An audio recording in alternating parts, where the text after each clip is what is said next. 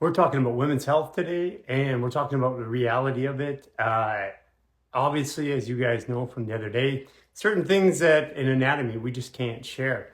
So we're going to be digging into the things that we can't share today. So welcome, December 20th. Today is one day away from the equinox. Equinox starts at 7:44 tonight. It is the longest day of the year. And you can see out here, it is still misty and cloudy. Welcome. Can you put in the comments how you're feeling today? Like, what is it that you guys are feeling? Today is a manifestation day, literally. It's I don't want this. I want this. I don't want any more of this. I want it to be like that. So, um, so put down in the comments how you're feeling. And hey, Neelam, happy birthday. Thank you. Happy Justin Jennifer Jupiter. Justin Jennifer Jupiter, are you Sagittarius? Raw of Earth, and here we go for raw reality, guys. Again, put in the comment where what you're feeling for today, and hit that button down there and send it off to a few friends. Okay? Give us a bunch of love.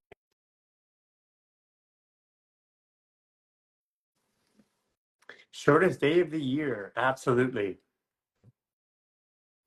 Tired, vigorous. Hey, Raw, Hello. How's it going? vigorous. I like that word. Yes. Ready for action. Ready for action. What a great weekend last weekend, my friend. Yeah, it was amazing. It was amazing to see your space, see you guys in action again. If anybody listening is ever able to get to Human Garage event, definitely get out. It's a whole lot different to see them in person, to meet them. For now, they're interacting with the audience too. So get It's a different world out there, isn't it? yeah. Yeah. What'd you think about first of all, man, your opening was so inclusive. It brought everybody into one complete thought process and feeling process on the weekend. That's what sound does. Yeah, we did some chanting. People were chanting though without me telling them that they were chanting. Sort of warmed up everybody, and then all of a sudden the whole room was just in harmony, and that was amazing because there were so many people there. The room was basically packed. There was a huge hallway with gigantic chandeliers coming from the ceiling. So it was really cool that everybody was in vibration as one. And we had about, if you count all the people that weren't ticketed, we had about almost 400 people. So we had 390 some odd people. Yeah, it definitely seemed like more than expected. Yeah. Yeah, it was really cool. And thank you everybody for the birthday greetings. Technically, my birthday happens at 7:44 tonight. So, so you and Jason, are you same signs? Yeah, we're both Sagittarius, but he's an Aquarius Sag. That's why he looks like Arda. Right, right, Yeah, he does. and I'm just Well, happy and birthday. I'm a Virgo, Cancer, Capricorn, Aries, Sag. So because I'm 29 degree, 2 plus 9 is 11, so it makes a Grandmaster Virgo. And then also 1 plus 1, 11 is 2, which makes a Grandmaster Cancer. So basically, Sagittarius pushes the boundaries, student teacher, pushes the edges of reality. Virgo brings it into the reality, and 2 takes care of everybody. And then the Capricorn allows me to get it done, and the Aries in my rising is what moves me and motivates me to be a leader.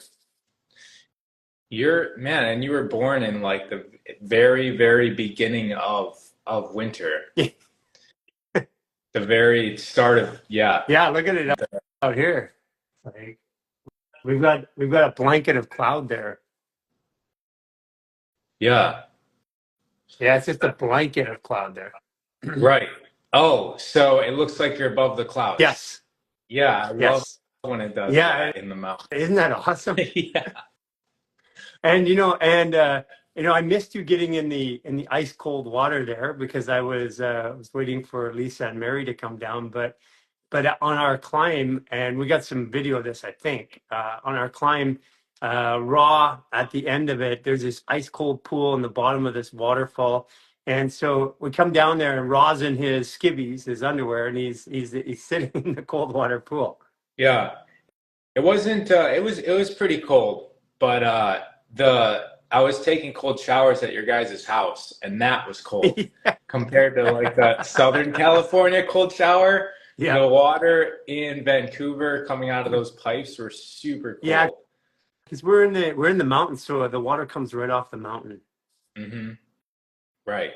Which I encourage everybody to think about those things if they're getting into a house, right? Like, where's the sunset? Where's the sunrise? Where does the water come from? This is all important stuff. So you guys moved though. You're in Ventura, Ventura, yeah, yeah, yeah. and you We have can a beautiful actually, view. yeah, and so we actually can see the sunrise and the sunset from our house. I just go Whoa. out this. There's a deck on this side, and then there's a like a whole ocean view on the other side for sunset. Oh, that's awesome. Yeah. So, I mean, I pay attention. When you go into a house, pull out your compass on your phone and then just start looking. Ideally, where you're spending your time, you absolutely do not want facing north if you're in the northern Right. hemisphere because it's going to be in complete shadow all day long. Yeah. So that's my main thing is like do not have your backyard or wherever you're going to be spending your time facing north because that's complete in shadow. So what was your biggest takeaway from from the weekend? Well, all those people spending time here, like what was it that you came away? What did you come back and talk about? Well, what motivates me and why I love hanging out with everybody is the community. And it's not just the community because I'm around communities. It's how you guys set up the community and the direction that you're taking it because everybody does it a little bit different, right? Yeah. Sometimes you have to pay to be a part of a community. Sometimes you have to be at a certain level to be in the community. Sometimes it's only athletes or only this.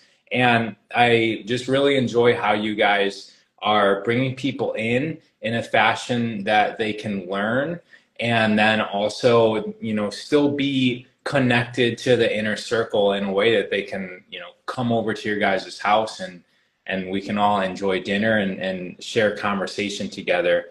And all of those people contributed to the event as well. Yeah. I remember somebody said like Gail's coming with 30 lifestyle artists. So we're going to have enough people to help set up. And I thought that was cool. Yeah. Yeah, it it really warms my heart because the only thing that we ask is that people take care of themselves and help others, and that's the it's the only other that's the only qualification because when people take care of themselves, when they actually stop putting chemicals on and in their body, when they start managing their emotions and taking care of their body, and they all have it by default, they all gel together because you can get people who all hit a certain performance level or all pay for something. And you can't pay to be here. That's the thing. And you can get somebody who can do that, but it doesn't mean that they fit. And that was one of the things because we have people who donate, and like we've had people who donate even up to $175,000, but they earn their way to the lifestyle artist retreat. Doesn't matter. The donation is there because they want to help the community. It doesn't imbue somebody with a special privilege. And that was one of the ways that we did it is and for the most part, except for some of them because of the size of them, we don't even know who the donors are. Mm-hmm. I don't Yeah. want to know. I want to treat everybody the same. I want every single person that I come in contact with could be the largest donor that we ever had. Right. So you said taking care of yourself and taking care of others. And Mhm. that's essentially the foundation of everything that I teach people is first we must integrate ourselves so that we are in alignment, so that we have full access to the full spectrum of ourself. And there's a bunch of different parts of ourselves. If you look at that screen in the background, we have all of that. Those aren't just mechanical parts. Those are flowing circulation, energy, lymph, air. Those are all the different parts of us that result in emotions, thoughts, actions. And if all of those different parts are at war, or not in alignment, or one wants to go in this direction, another wants to go in this direction, you're a mess, and you're not going to be able to integrate into society that way. So first is definitely about the self, and then that grants you access to connect with others because you've done the work and you've integrated yourself. And then when you go out and you interact with others, you can sense them more, and then we can start collaborating as a species if we've done the inner work ourselves. Yeah. Yeah, and I mean, that's the way I look at it. I look at us as a species, which sounds kind of cold when I take away the humanity in it. And I Mm-hmm. look at us as a species, which gives me compassion for everybody. Because in the humanity part, I get angry and frustrated at certain people or certain things that are done. But from a species part, species have to have every aspect of it. You know, like I can look at people who are not taking care of themselves, people that are hurting other people, and I can accept that because without that, a species doesn't thrive. So if you go into the forest, you're going to see all of the parts of humanity that we feel is bad. You're going to see that. Like it's natural, and we are nature, and it's necessary for that stuff to happen for the evolution of our species, as you said. And some of it's dark and dirty and not comfortable in the moment, and we can zoom into that and only focus on that. However, come back to self. Where are you at with yourself? Why is it giving you a problem? Is there a solution that you can come up with in yourself? And that's really what we all can control, is how we take care of ourselves, how we interact with ourselves, and that's going to empower and expand to others. So how do you? So this is a big deal because I have people all the time that say, you know, I want love, joy, peace. I want to be in that. I want to be in the higher emotions, Mm-hmm. and I'm like, if you're in the higher emotions all the time, they're no longer higher emotions. Right. Well, You have to have contrast. You have to have the darkness. right. And the only way to get there is to so first of all of those emotions, like you said, are all on a spectrum. And so if you don't know the whole spectrum, then you're not going to be able to get to it. It's like you have to go through the struggle, the pain, the anger, the shame. All of those emotions grant you access to the higher vibrational emotions, according to Richard Dawkins. So when people get confused on like, what do you mean by vibrational? What does that mean? Higher, lower? Like they're numbered, they're measured and numbered frequencies. You can look up the scale of consciousness by Dr. Richard Dawkins.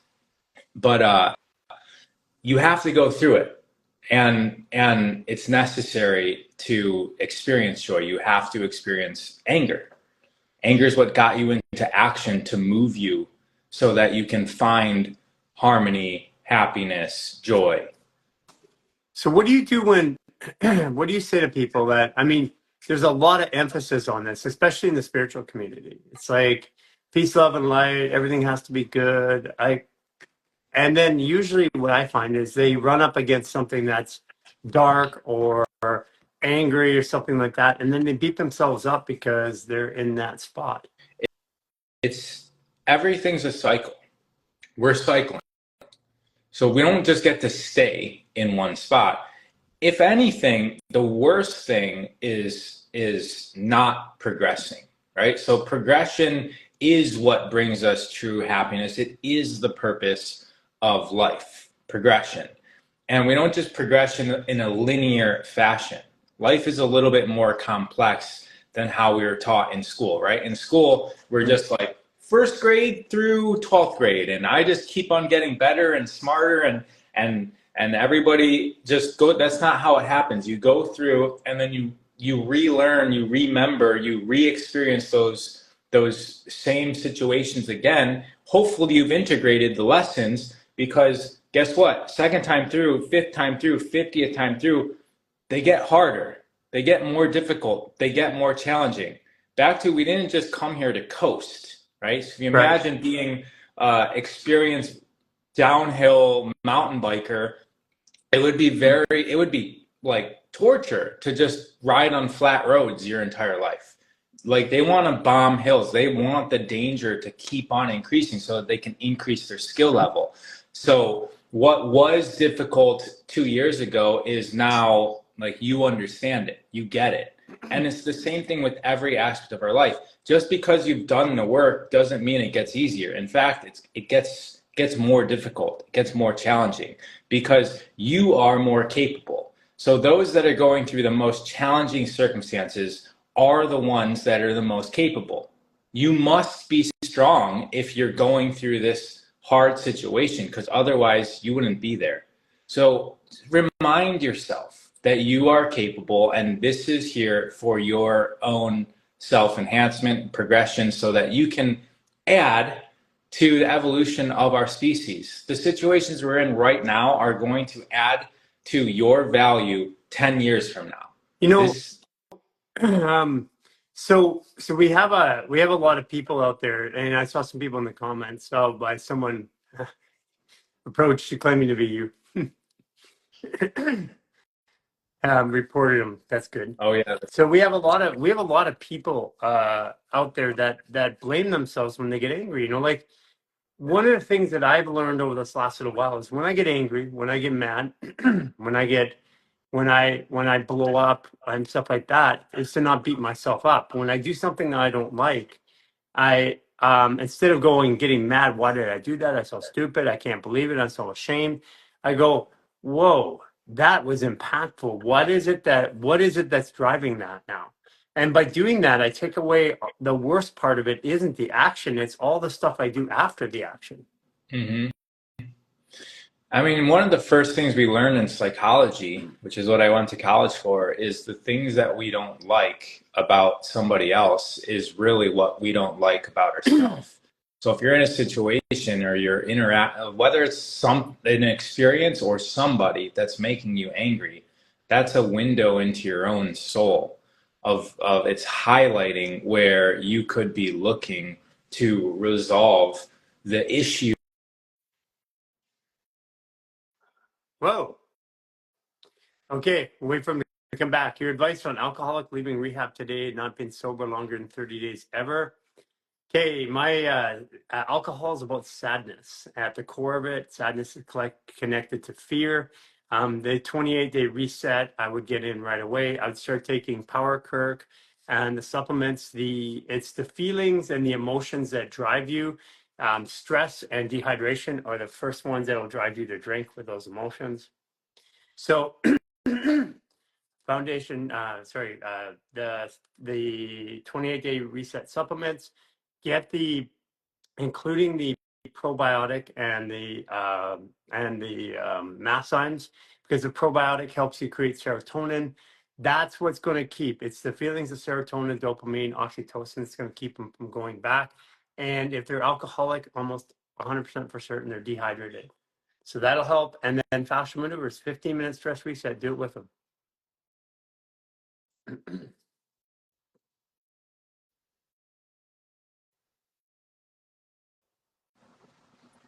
There you go. I don't know what happened. Oh, And dude, I forget. I gotta tell you, it's like in the last 3 days, we've had the mobile menu for our website down. Our primary communication tool with external kicked the primary user off, just deleted them from the platform. Our Wi-Fi ports that are bulletproof, airport grade, shut off in the house or not up. Bandwidth went down. Internet wouldn't go up yesterday. Like, it is Mercury retrograde. Like, you cannot make this stuff up.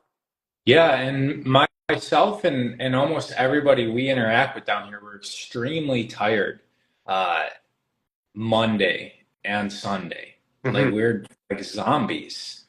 So definitely something going on. Maybe solar flare too in there Yeah, as well. and we're coming up to the equinox. So the equinox is technically starts at 7:44 tonight, p.m. Pacific time, 10:44 Eastern time. And so like today's my birthday, but actually my birthday is on the 29th degree. So my birthday technically starts at 7:44. But what does the equinox mean to you? We're changing now. Well, I mean, it's death. Like back to the cycles. We go through birth, life, death, rebirth, right? So it's a change. It's dying, and so back to like taking the humanity out of it. Dying for us is a bad word. Right. I mean, almost every single dollar of everybody's life is to extend our life. But go into nature right now, all of the leaves have fallen off the trees.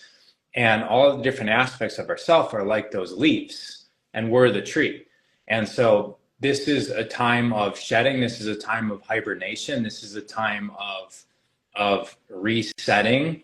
And, you know, January 1st is usually when we do our New Year's resolutions. I feel that this is a time of reflection, and the darkness is going to cause you to sleep and dream.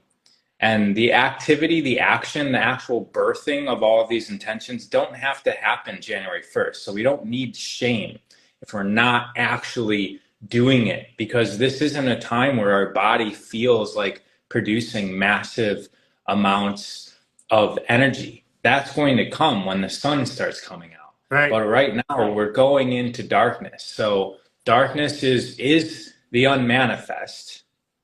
So be creative in the non-physical. Yeah, you know, in the beginning of the astrological calendar is actually Aries, so that's the third week of March, and so this is the you're right. This is the getting it done. Capricorn is about bringing it into reality, but Capricorn is about control.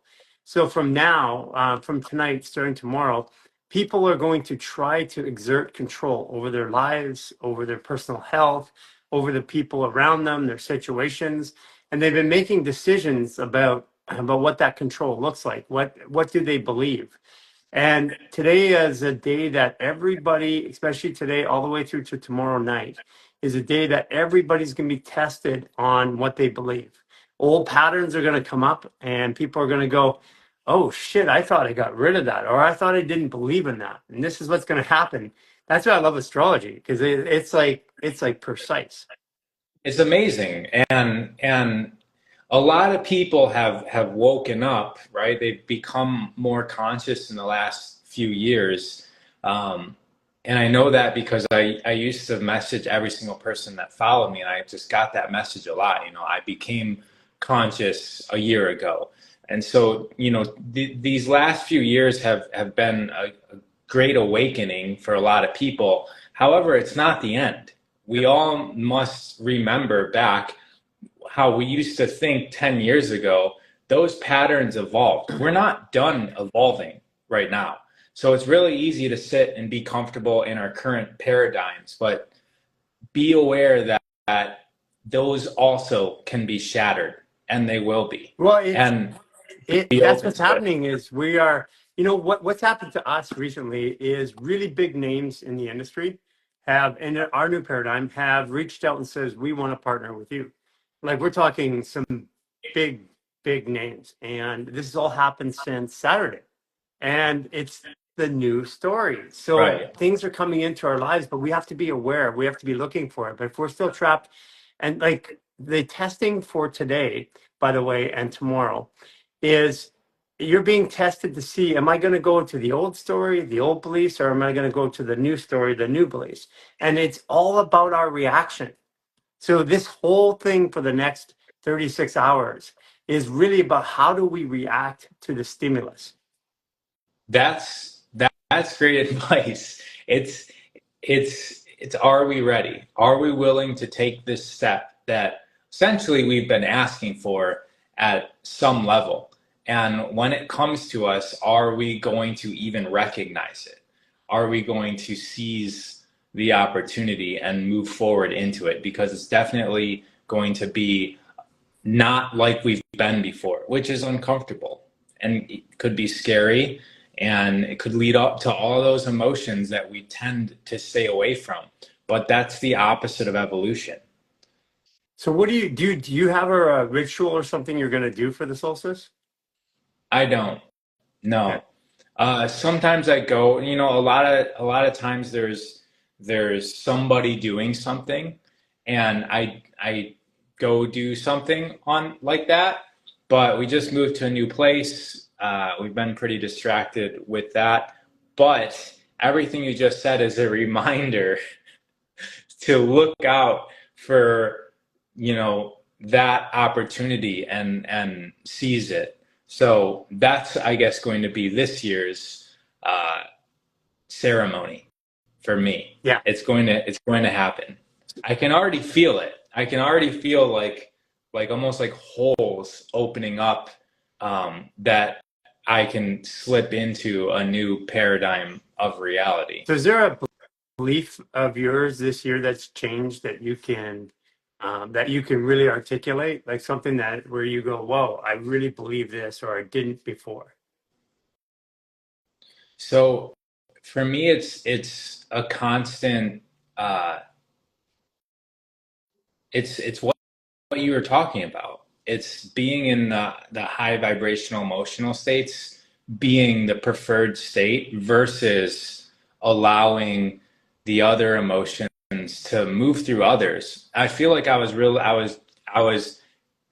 practicing allowing it to move through others without me judging. Hmm. But I'm getting to the point where I realized like, oh, those actually exist in myself too. So it was almost like I was sidestepping, feeling some of those emotions internally by allowing others to do it.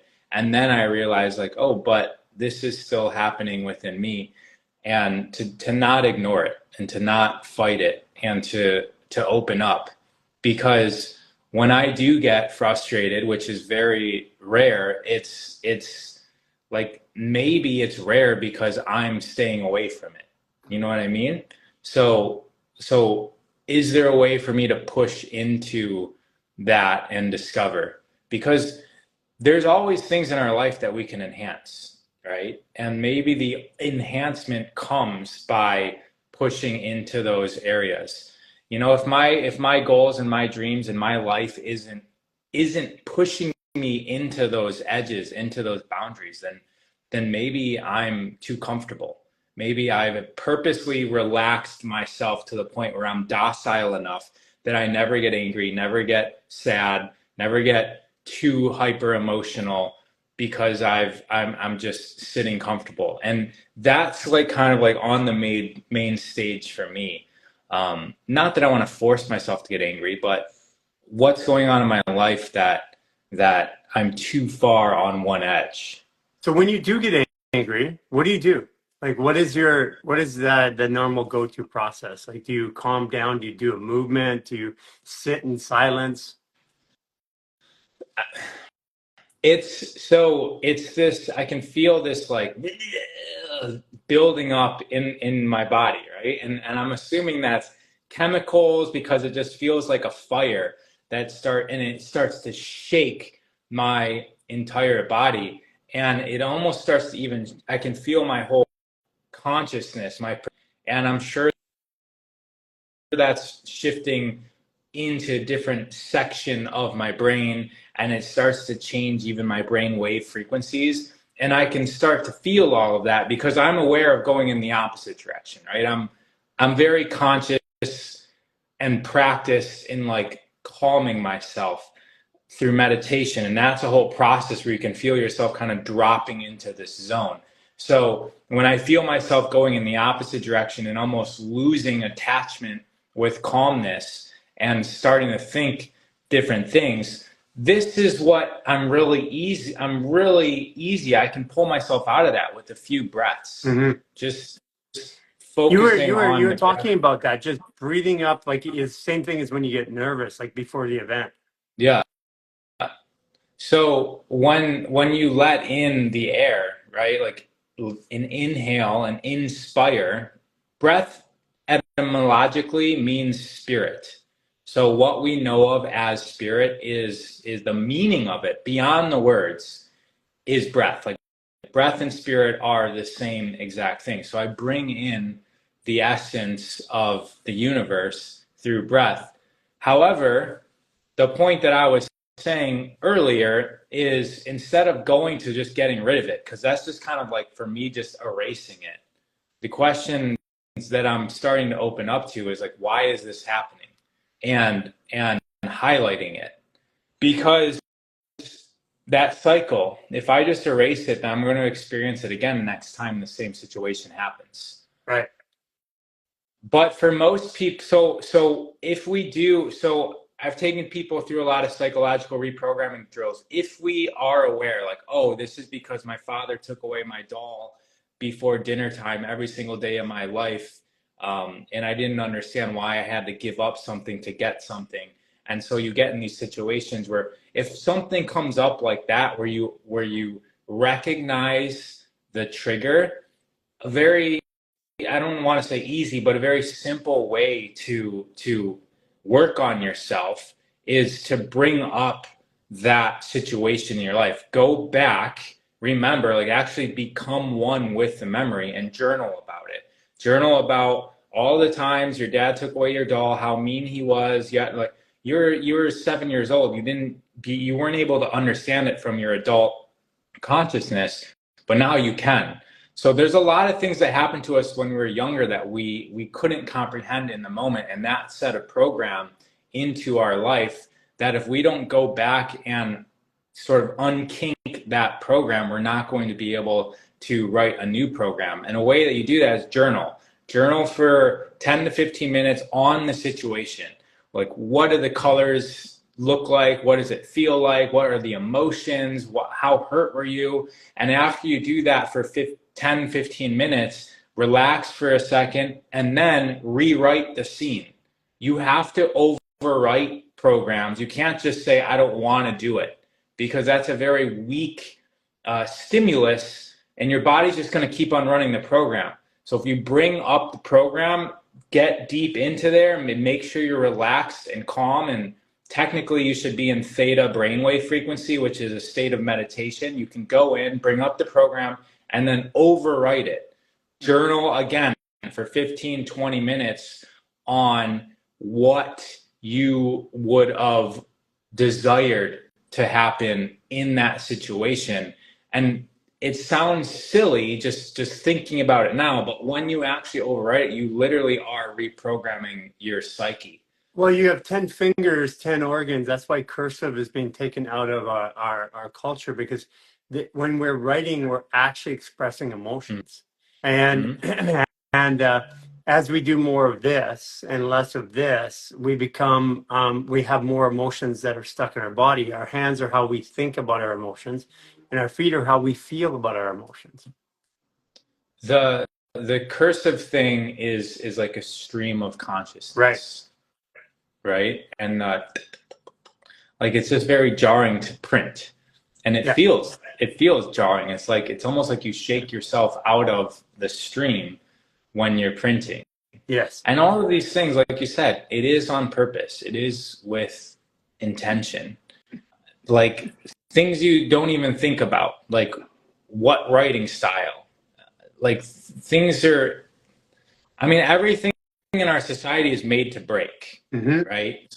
If you go back 70 years, there's a term for it. I forget what it is, where you design something with the intention that it breaks in a few years. It's at the tip of my tongue, but I can't remember. But that's every product. Obsolescence. Something like that, yeah. Oh, no, that's what it is. Yeah. Planned obsolescence. It's like, you know about like at Graham Bell, right? At Bell Labs. The original light bulb that was set up by Alexander Graham Bell is still burning today. Yeah. And so the question is, why don't the ones that we put in our house do that? Right. I saw somebody yesterday, one of my friends, he was saying that he's got cars in his yard from the 60s that still have air in the tires. They're still holding air in the tires perfectly fine, just sitting in his yard outside, but he's got brand new cars that are 8 years old in temperature controlled storage units that he has to constantly keep on replacing the tires and the valves because they rot out. So it's definitely planned. But my whole point was that we are also a product, that they are purposely degrading. Planned obsolescence. Yeah. I mean, we're getting sicker faster. Every measure, I don't get it very much anymore, but people go, I'll say, we're getting sicker faster, but we're living longer. And I'm like, that is even not true. We're dying sooner now. They took infant mortality out of the stat pool 14 years ago in order to make it look like we weren't dying as fast as we are. But we are right now, and the quality of life, people who are 80s and 90s right now basically don't move. And when I was a kid, like if you go back 50 years ago, 80 and 90-year-olds were like climbing up on top of roofs, hay, baling hay. Today, that just doesn't happen. And we think it's normal. And part of it is, the biggest attack is on women. We, when I went to school, I'm 54, women wouldn't wear makeup until the senior year of school. They weren't allowed. The teachers would send them home. And then senior year, they let them wear makeup. Well, now makeup has so much toxic chemicals and lead and heavy metals and stuff like that. We got 2-year-old and 3-year-olds putting it on. Tampons have the same chemical as a cigarette with bleach on it now, and putting it right into the blood. We've got PAFs, which blows my mind. It's in all of the like pants, like big names like Lululemon. In the crotch area of the pants is where the PAFs are. It's like we sprayed them in there. And Yeah. all this stuff is, the attack on women. It's like even the little things like high heels I talked about the other day with our breath messiah. When you go up and on your chest, have you ever done that? Put your hands right here on your chest and then Mhm. stand right on the top of the chest and then stand up on your heels. Tighter, right? That causes a restriction there. That restriction also, if you put one hand here, one hand right behind your rib cage on the same side, and you stand up, it gets tight right underneath the rib cage. Guess what that is? That's your adrenals. So that makes your adrenaline fire. So that's why it's so exciting to wear high heels. And you can look at a woman or a person wearing high heels, and it's actually exciting because it drives adrenaline in them, stress, and it drives it in us, excitement. But over time, that wears down their adrenal function and their ability to create and produce. It's benevolent, or sorry, it's not benevolent. It's malevolent at the best. And even things like daylight savings times, because we it's funny because living in Cancun, we don't recognize it, but the rest of the world changes, so it's very disruptive. But when we live in daylight savings times, it takes 6 months for our circadian rhythm. Circadian rhythm changes every 2 hours for every organ. And that's our health and our emotional health and our ability to process. It changes, and it takes 6 months to get our circadian rhythm back in gear from a 1 hour change. And then we change again. Yeah. I mean, there's the women thing is all underneath the guise of empowerment, right? So it's like now they have an ability to work 50 hours a week, just like all the men. And so they're doing that and they're dressing up in high heels because that's the program that they're set on. And we do need to always be aware of, we do get to always be aware of how things make us feel. And that's essentially the whole point.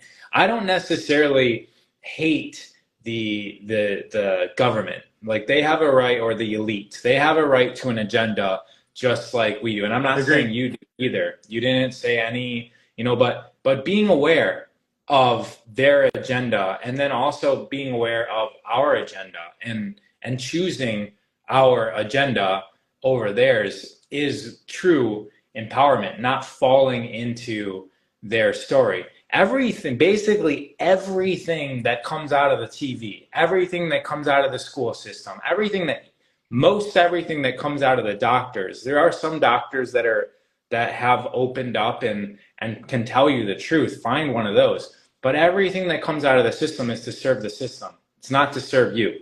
It's we feel it feels logical that it's there to serve us, but it's really there to control us, to manipulate us, to steer us in a way that's best for their agenda, which they have a right to do. But into things. Should I be eating a certain way? Like, even like, we were taught our whole entire life that if you don't drink water for 3 days, you're dead. Yes. Like, this is like a complete fallacy that any single person on the entire earth can find out immediately. That was just a lie the entire time, because of the benefits that actually happen when you don't eat or you don't drink. Did I say eat? I meant to say drink. If you don't drink water for 3 days, you die. But if you don't eat and don't drink water for 3 days, that's when your body goes into complete repair and regeneration, when you start dry fasting for over 3 days. And it's hard to get to. But if you look into all of the religions and the occult philosophies, that 40 days and 40 nights, in the desert without food and water, like, that happens to the Messiah characters right before they basically change the planet. I think that's why we ended up on that 44-day fast and 2 weeks without water too. Yeah. I mean, it was the most transformative thing that I've ever done in my life.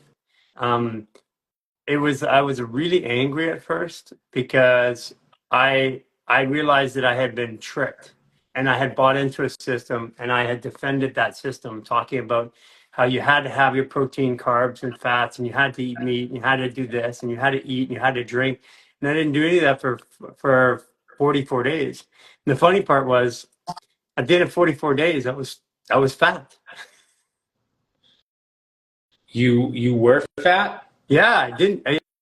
You see those pictures I put up? You didn't turn into a Holocaust person. Yeah, I mean, I was like, I actually expected that I would. I was actually disappointed because I had gotten really ballooned up because I was releasing all these emotions, and that's when I was really learning that that the math of calories in, calories out, and burning it doesn't really work. It works to a degree, but it's not the answer. It's not the full answer. Yeah. And that's interesting, because I always use that 40 days and 40 nights thing as an example in religious characters, but like, that is kind of like, you guys are going through that metamorphosis in your journey, and there was an explosion of the amount of people that you guys reached after that moment. Yeah, right after the 44-day fast, we just went kaboom and went into millions of people. And I can tell you there were some things that I go back on, and because this last year and a half I've done, 5 days, 10 days, 2 weeks. I've been in and off, and because I want to learn, I want to understand it. So you can't understand it doing it once, even for 44 days. I did for 44 days, and it was great, but I still didn't quite understand it. I had to go off and on, and see how my body responded. And the weirdest thing, Ra, I got to tell you, the weirdest thing was looking at food at the end of 44 days and going, I know I used to like that, but I have no idea what it tastes like because I lost the memory of food, which is in the feeling of it, not in the thought of it. Yeah, it's almost like it was your first time experiencing it. It was. And it's rebirth. It's rebirth. After 28 days of not eating, you rebirth. And that's just the food, right? So that had to have been everything in your life as well. Yes. It's just the food is what was like most apparent. Here's some other things. Not having a bowel movement for 6 weeks. And the other thing too is virtually not urinating ever, like maybe every 3 or 4 days, a little bit. The other thing that was, like, imagine if you're thinking about food, going to food, getting food, eating, cooking food, cleaning up from food, cleaning your waste from food. That's 8 to 10 hours a day that you get back. And after a couple of weeks, it's like we would work and we'd have all this time. It was like living 3 lives, and then having constant energy, never having an energy dip, never ever being tired. And buying food too. Yeah, it's a lot. It's exhausting. You know, and right now, it's since I've been on and off of fasting. So the way I look at it, if anybody who's been in an addiction and then come out of it, like, or of anything, like going to parties or whatever, if you go to parties all the time, and after a while you grow out of it, you go back to a party and you see people doing it, you're like, that just doesn't resonate with me. It's almost like seeing drug addicts, right? And then when I watch people eat right now, I get this flash of people like doing heroin, being drug addicts, being in a drug den, and I'm like, I don't really want this. And it's taken time because the the addiction to food has been bred into us like dogs over generations. And I think, I've been trying to, in my mind, I know that the biggest and most transformative thing was the 44-day fast because it gave me a new look at life. And um, I've been trying to get people or working on ways to get people into that easier. And that's why like our fascial fuel puts you into ketogenesis automatically in 30-35 minutes and keeps you there for 4 to 6 hours. Yeah, that's a good start because when your body doesn't use sugar to regulate itself, sugar takes you like this, and your hormones go the opposite. So when you don't do that, your hormones baseline, you get all this energy back, even if you're eating. And you're not craving sugar either I when you're can't even eat sugar today. Gail is making some sweets for me. Like she's got gluten free. You don't want sugar, all this stuff, and I'm like. And then even putting it down, like if it's got honey in it or something, I can do it. But if it's got refined sugar in it, my body just doesn't even see it as food anymore. Like I don't see it as something I can eat. It's like looking at tar and saying, or like tar paper and saying, would I eat that? I mean, we were talking about reprogramming ourselves. The food thing is definitely a program that we get to realize. Like we've been taught that we must eat 3 times a day with snacks. And if our parents aren't doing this to us, then they're abusing us, right? It's almost like skipping dinner or not getting fed lunch is abuse in our society. And it's not. It's normal. It's natural. There's no way that we would wake up in our natural environment with a full set of breakfast. Does people must think like we would have to go out and pick berries off the bushes if we're in the hunter-gatherer evolution paradigm of thinking about this, or not that I'm always in evolutional paradigms, but or go hunt something. And sometimes hunts, even now currently on this planet, there's tribes that are going and hunting things that take 24 hours to catch. So they're running around. It's called the persistent method. They're running around chasing an animal for 24 hours till it faints, and then they can kill it and carry it back to their tribe. And they're not eating every single day. You know what? My grandfather was a published author. I didn't even know this until after he passed away, and he had one piece that was not published, and it was in and I mean published like in magazines and journals. And this one piece was his description at 14 years old, coming from England to Canada. And he talks about learning all the new things. Like he talks about learning about how money worked and learning how society worked. He talks about learning about eating. And he was talking about, eating more than once every 3 days. And he said, I'm learning to that I can eat in different times. And because he didn't eat, when he was growing up, he ate approximately once every 2 to 3 days. And so we were taught to eat 3 times a day. Well, when we eat, it occupies 80% of our perception, our energy to digest, process, and eliminate. So if we eat every day, 3 times a day, we lose our perceptive ability to interact with our environment. I even feel the addiction. I'm not claiming that I'm free of this addiction. I fully treat my digestive system like a garbage compactor. Fully. But there's times in my life where I've been able to do that. And I feel like most of my life I've been very disciplined, but right now, after doing that for 20 years, you kind of swing back the other side and you don't care so much. But I definitely don't feel good doing it. It's like almost like I'm aware of this addiction and I think about it as an addiction. I think about it as a program that I'm compromising and allowing myself to partake in. The point is that we have a choice with that. And even eating, like, food is a huge industry, huge. Because so many people eat. So if you are the heads of an industry, your whole entire agenda would be, how do I get people to eat more? That's the entire agenda if you're in the food industry. How do I get people to eat more? If you're in the entertainment industry, how do I get people to consume more? If you're in the drug dealing industry, how do I get these people addicted so that they're consuming multiple times Well, that's a day? actually the same thing as the food industry. And the Sure. pharmaceutical, it's our Drug medical. dealing and food. So here's something.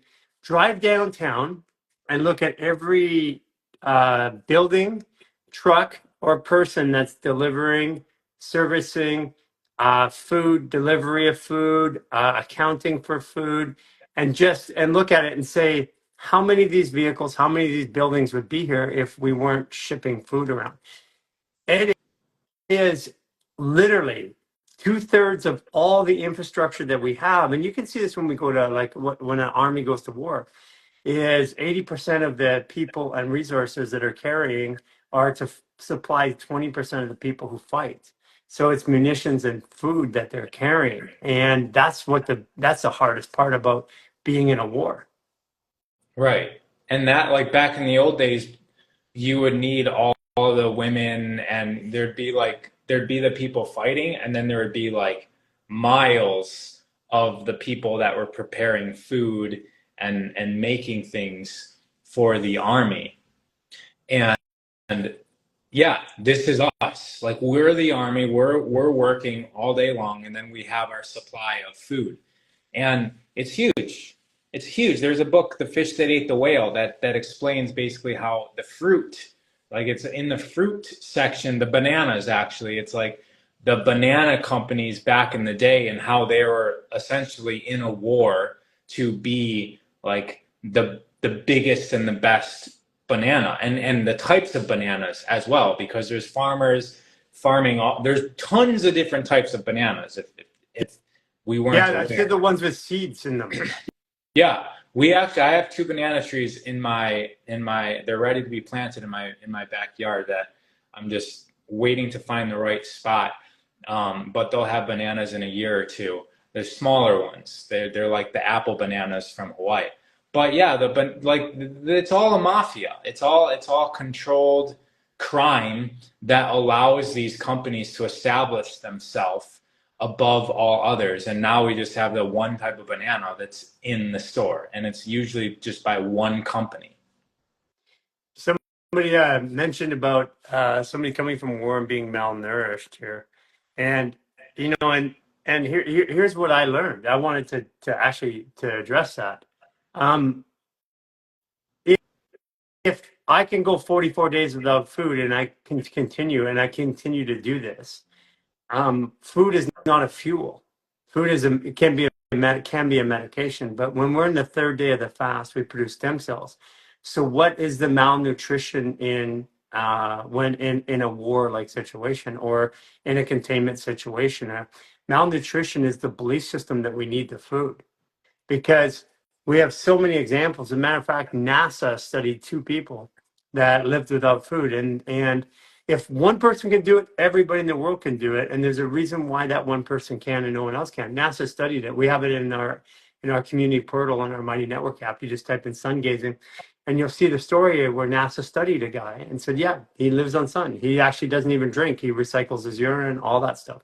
And it's medically confirmed, scientifically confirmed. So the question is why? And there's a famous doctor who lived in Auschwitz who made it through, and they tried to starve him out. And what he did was he chewed every bite of food 100 times. So they tried to reduce his food down to a fist of food for the day. And nothing, he survived everybody that came through it. and they were experimenting on him. He wrote a book about it, and it was about chewing your food 100 times. And I'm like, okay, so if I chew my food, and I agree with chewing food more, but if I chew it like 30 times or 100 times, there's no more nutrition coming out of it. What it's doing is giving me a belief. He subscribed to a belief, and that belief he validated through his experience. And and this is something that that I want people to really, really get through this process. Food is a drug. It's a medication. It can be a medication, but we use it when we use it for fuel. It becomes a drug, and it causes waste in our body. And after food, after the drug of food, our body becomes dysregulated. Our hormones, our blood sugar. And I know it's going to take time for people to change this, but I spent the last year and a half basically virtually not eating. Let's talk more about this. There's a guy named Li Qingyun. Li Qingyun. He's Chinese. He died in 1933, being 275 years Yes, old. I know of him. The New York Times interviewed him 100 years ago. And there's military documents proving that, like, it's not just like somebody said he's 275 years old. There's documents of him being in the military. I think he had like an extreme amount of wives because they just Yeah. kept on dying on him. I forget what it was, like 30 something wives or something like that. Yeah, and then like 284 children, 290 children or something like that, and like hundreds of grandchildren. And he ate a little bit. He ate some herbs. Like, it was a medicinal thing for him. Yeah. But like, there's a autophagy, right? So if you guys look up the word autophagy, autophagy. So phagy means eat. Auto means self. So when you quit eating food, then your body goes through a process of eating itself. And all of your cells are getting into a war. And it's a war over resources. And it's not just your cells, it's the parasites, it's all of the cells in our body. And what survives that war inside when you're not feeding yourself constantly is the strongest cells. And Gary mentioned stem cells. Yes, we produce stem cells our entire life. They come from our liver, our kidney, our bone marrow. It's producing. But your body is only going to use those stem cells if you are not eating. Why? Because think about yourself from a natural standpoint, right? Wintertime, for instance, we shouldn't be eating. Right now, we should be resting because the sun's down. We're going to have very little activity here. We're going to be eating less. This is a time, this hibernation mode, where stem cells are being used, right? So if we're just eating like it's spring and summertime all the time, the body's taking the stem cells and it's storing it in our fat because it's saying, think about it. It's saying, let's wait till this body is not as active and it's resting a lot and it's not eating. And at that moment, we'll do all of our repair and regeneration. This is how our body's designed. It's waiting for wintertime. However, there is no wintertime because we live in heated and air-conditioned houses. We have grocery stores that store our food. So it's a constant spring and summertime of feasting for us. And our body's taking all of these stem cells, storing it in our fat, never to be used until we fast. When we do this simulated winter time, the body eats its dead, damaged, broken cells, and then it, voila, has stem cells in the fat for it to replace the dead, damaged, and broken cells. And I'm not just saying this. If you go throughout, there's other ways to artificially stimulate stem cells. We'll say here, I'll mention that in a second. But Gary, do you have anything to say about that? Yeah, I mean, I was involved in providing stem cell treatments for people between $30,000 and $80,000. And when I got my head around the fact that I can produce those and integrate them into my body after the third day, I'm like, why are we doing stem cells? It makes zero sense. The other part too is the body itself, all of these things that we've been taught about our body, every bit of it, like literally we have this formulous macro about how the body works. We put a spreadsheet. If you do this, you get this. If you do this, you get this.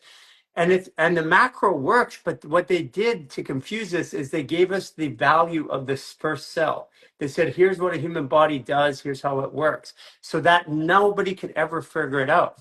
It is the craziest thing. And there is so much science on this. There's more science on this than there is on what food does for you. If you, so this stem cell stuff is crazy because we have stem cells.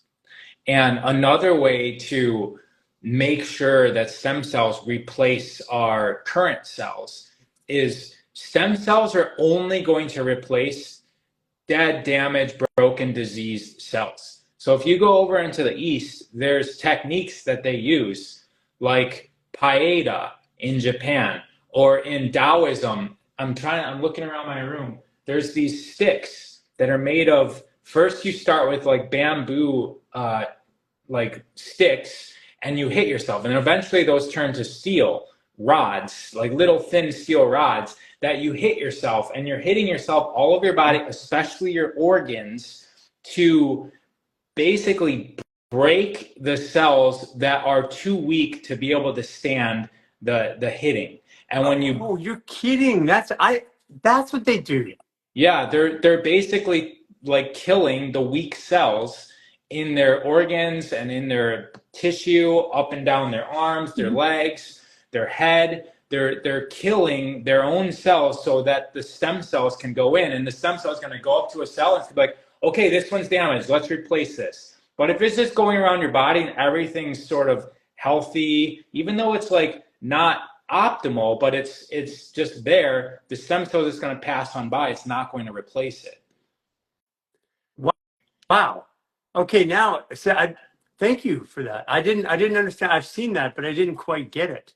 And then furthermore, if one of the things that I loved watching is, well, number one is frequency, because frequency generates stem cells. But the other one was a couple really famous videos. Greg Braden put it out the first time, I think, where in China they showed real time live on a video. They showed 3 people with intention working on a cancerous cell, and they on the scope with the intention, chanting, basically using frequency and intention, remove the cancerous cell.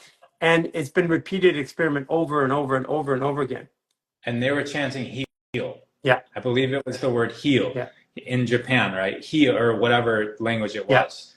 Yeah. And so when we identify our ailments, as opposed to magnifying our sickness and saying and identifying with the sickness, what's the reverse frequency? Because it's about overriding. Think about how there's these machines that you can put in buildings that can basically be the reverse vibration of an earthquake. They're called like earthquake dampers or something like that, where it's the same way that noise canceling headphones is actually probably the better example. Oh, that's super cool. That makes sense. So you can actually cancel the effects of an earthquake on a building. Yeah, and that's how noise canceling headphones work. It's not that noise canceling headphones block out the sound. They're canceling, which means that as sound comes in, there's another vibrational, kind of like a speaker, but not really a speaker, that matches all of the frequency. It's reading all of the sound that's coming in, and it's matching it so that you hear silence. And the earthquake ones are doing the same thing with vibration so that the building doesn't shake. It's the same thing with our thoughts and our emotions and even the sickness energetically within the body. What's the reverse emotion? What's the reverse thought? What's the reverse state of being? And that's how we can start tuning ourselves back to harmony, back to stillness and silence if we're in a chaotic, earthquakey environment. You know, that's actually really Scott. Of course, Scott's a smart dude. Dampers, harmonic balancers. So I never really thought about it that way, but that is a way to explain how negative energy and work on negative energy. It's just the reverse. Yeah. I mean, I get it. I mean, it makes sense, and I should have thought it that way. But that's a way to explain to people when there's a lot of negative energy. Let's just reverse it. Let's just dampen it out. And that's what I was talking about. Well, like you have to override the program. You have to rewrite the script in the opposite in order to cancel it out. You can't just tell yourself, I'm not going to think about it anymore. I'm not going to do that anymore. you really have to embrace the opposite. So if you're always doing something that you're like, why the F am I doing this? I'm going to stop doing this. Like whether it's eating candy or drinking too much or abusing yourself or abusing others, you can't, like, it's not going to work to just try to stop it. You Like as must Scott go. says, dogs and animals wag their tails to act as a damper. That, that's actually cool. Yeah, It makes sense. I mean, animals. I especially we got animals down in Mexico, and when there's a lot of emotions coming on, the one big mastiff dog, um, it'll come over and just sit by you. It basically doesn't move anywhere. And this dog, when there's a lot of emotions, will come over, just sit by you, and then it'll get up and go away. So they're actually moving the energy. yeah, our dog does that, especially, and a lot of, like, I'm sure a lot of people's dog, if you start arguing, as a relationship, the dog kind of like it's trying to harmonize the situation by going and sitting next to or like pawing or jumping on one of us.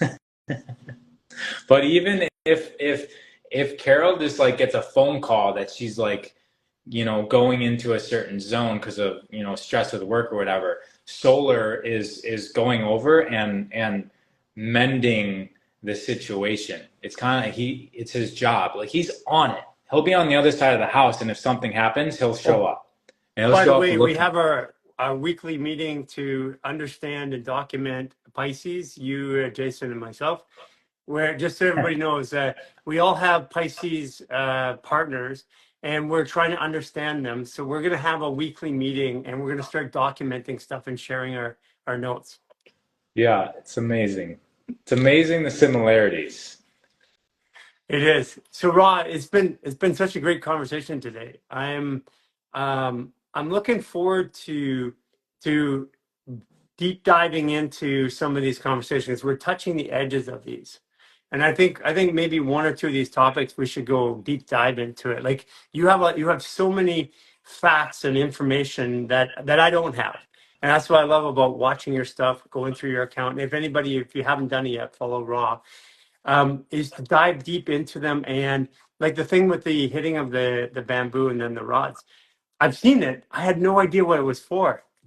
Yeah, we could pick a topic and then, then we can come prepared with like a few aspects of that topic to talk about. And then it goes anywhere from there, right? But if we stay Let's do on a that. topic, we can get deeper because a lot of times we're talking, it takes us 30 minutes to go down into Into the the interesting stuff because we're rabbit trying hole. to Let's do figure out. that. Let's do that. Let's take a couple of topics. I mean, oh, by the way, I wanted to say, so the final tally on our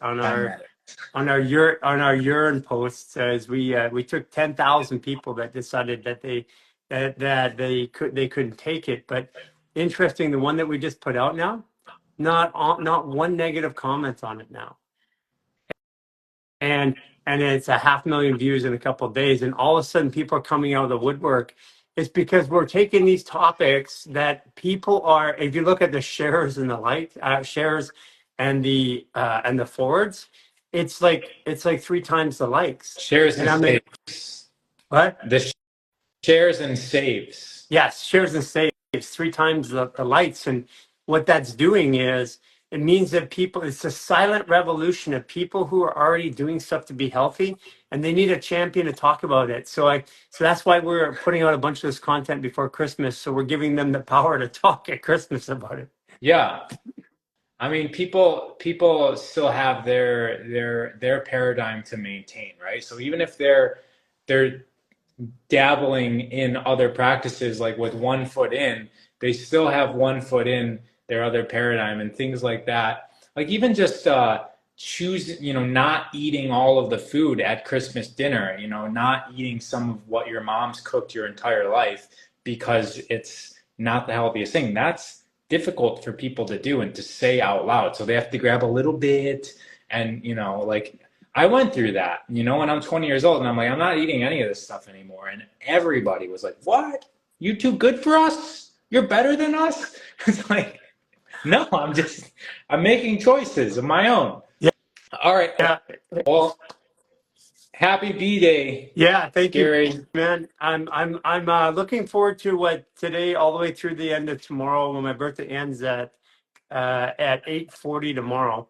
I'm looking forward to experiencing all this and just remember it's all test today.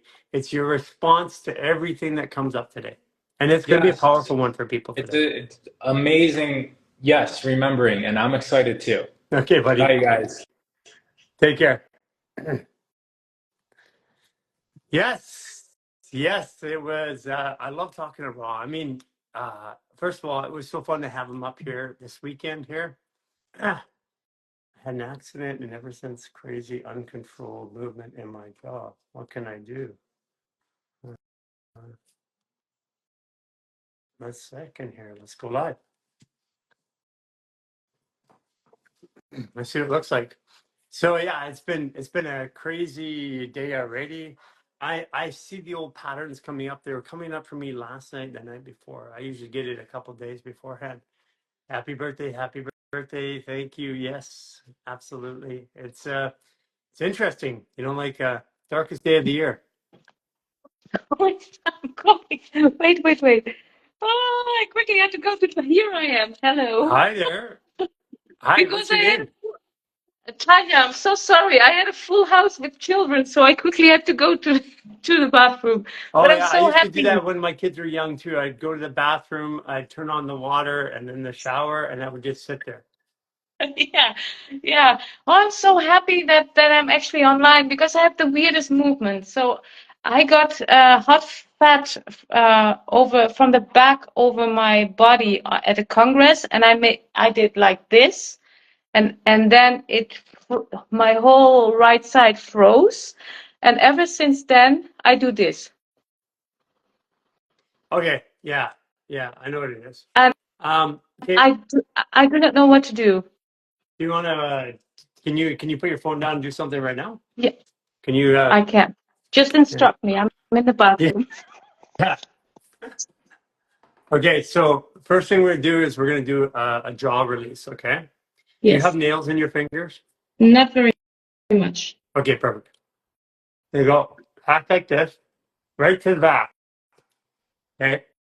Then you're gonna open up. It's gonna hurt like burning, and squat. Yeah.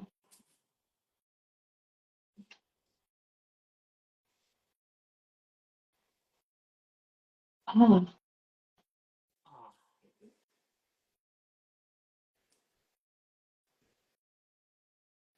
yeah. And now That's very much hurting. move your neck around. What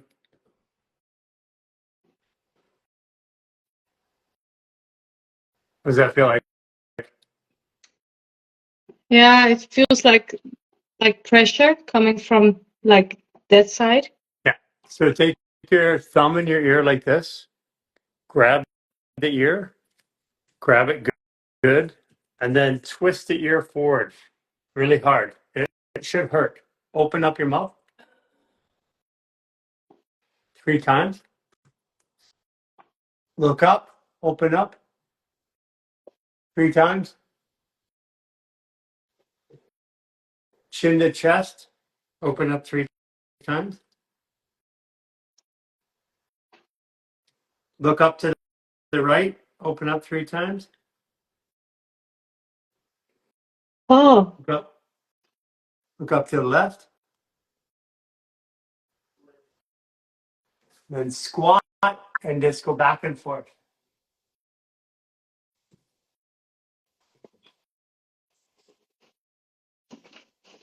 sorry, ik ben nice. So chill. So what it is, it feels as if the bone doesn't have enough space. Yeah, yeah, we're doing that. So move your neck around right now. Move your shoulders around.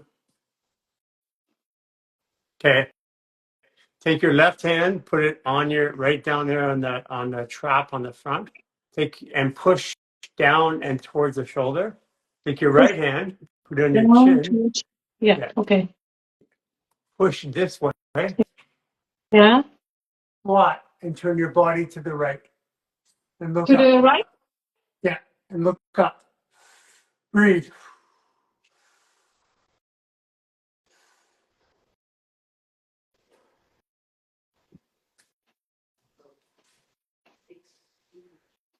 Okay. Ik heb mijn life. Sorry. I'm looking for the mother. And then do Did the I other thing. did I do it correctly? Because I held like this, what you Yeah. said, and then I moved in that direction. Yeah, you feel a stretching coming up when you look Yeah. up. Okay, do Right. it on the other Okay. side. Right hand down there on that trap. Push down, Yeah. push your head up, squat, turn to the left, look up, breathe.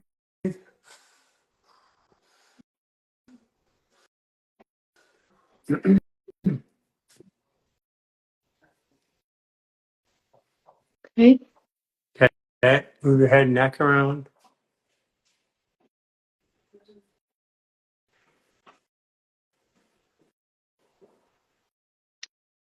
Here is the contraction. Okay, there you go. So now that's your gallbladder. It's coming back down, it's coming into the shoulder, down into Yeah, here. that makes sense. Okay, so and now we've isolated it. So you can go do the upper reset on our website. Upper Because reset, yeah. yeah, because that goes all the way down here. That means it's gonna be tight here and tight here too. Yeah, it is. It's very tight recently. Yeah. So So now, that will loosen so it up. let's do one. Let's do a organ reset. Take your right hand, put it on your center bone here. Yeah, or you cannot Go. see, but yeah. Yeah. Then go to the right where the ribs curve down. The ribs curve down right there. Yeah. Push into that, and then twist the skin. The thumbs up. Take your left hand, put it behind your neck. What direction do I move? Does it matter? Thumbs up, What? like your thumb up. Sorry, this cannot be. Yeah. So you push in, and then you turn your thumb so it's pointing upwards. Okay. Okay, in this direction. Okay. Yeah. Oh, it really hurts. Yeah. Okay. There you go. Now breathe in through your mouth. Where do I leave this one? Just put it right here. Yeah. Okay. Imagine you're connecting them with your hands. You can close your eyes and breathe in with your mouth with me 3 times. 2, 3. Say, I no longer want to hold anger and resentment in my body. I no longer want to hold anger and resentment in my body. I'm letting it go now. I'm letting it go now. Breathe in through your nose. 2, 3.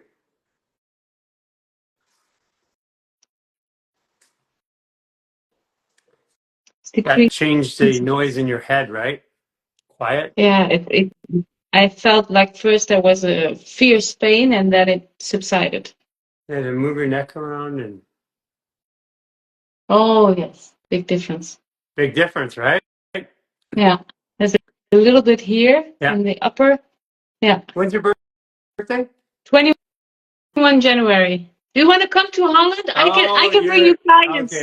Okay. So you got to do your chart. Do your astro chart. Go to astro.com. Print out your chart. I think you're a 29-degree Capricorn. That could. If you are, you probably had a really rough first 30 years of your life. Oh yes, absolutely. Okay, and there's an aspect you're becoming a leader or a teacher somehow. True. I'm worldwide. I lead many groups. Okay. Yeah. So do your astro.com chart. If you're 29, send it to me anyways. I'll give you some feedback on it. But yeah, we're going into Capricorn tomorrow night at my time is 8:44. So basically about 18 hours from now we go into Capricorn, which you are. And when we go into Capricorn, Well, Um, actually, sorry, but I'm an Aquarius, but are, I'm like, are you would sure like you're an at, Aquarius? I'm literally just a few hours over, and then I'm an Aquarius. So Okay, it's well, what, send me your chart. Then that means you're a 0 degree Aquarius, which means that you're not recognizing your emotions. You're stuffing your emotions away to do stuff. oh, I hope not, because I'm actually a therapist on emotions. Well, So, actually, that would be the ultimate. You're a yeah. grandmaster. Either you are a grandmaster Capricorn or grandmaster Aquarius. Go to astro.com, send it. But either way, I have a group of people for you to meet. I have a Oh, group of great. people around the world that are in that same category. Okay, great. Great. Gary, listen, I know a lot of people. Do you want to come to the Netherlands and bring your teachings We over here? we will. We have like probably 10,000 people in the Netherlands. Yeah, come. Yeah, Come. absolutely. I would be so happy. Yeah, yeah. I mean, it's on our. Even one of our first doctors we trained, Matt Bresky, he's over there. Oh, fantastic. So where do you exactly want me to send the astro.com Send it thing? to me on go to astro.com, print out your chart, send it to me on Instagram. Say I was on the live with Gary. But either way, you're either a 29 degree or a 0 degree. And either way, that makes you a grandmaster Aquarius or a grandmaster Capricorn, but you have the traits of both. So the reason why you're probably getting it right now is you're coming into the season of control.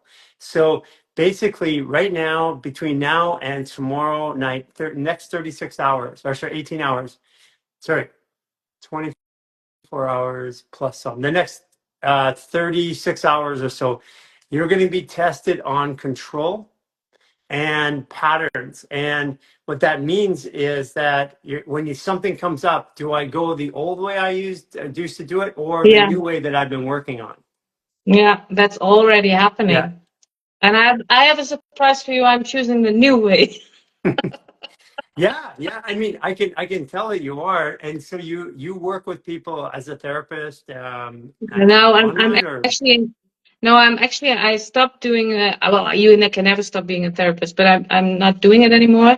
I'm actually now in investments, etc. right? Yeah. So Okay, something cool. completely different. And I'm an author, so an What do awakened you are you right book. on emotions or what do you write on? Yeah, they asked me as one of the 30 women worldwide to share my life story as an inspiration for others. So I was in the international best-selling book Awakened Women Around the Globe. So that was it. Oh, please, can you send me a link to the book too? And I seriously, yeah, I have a group of people for you to meet. I have a group of people that are exactly like you.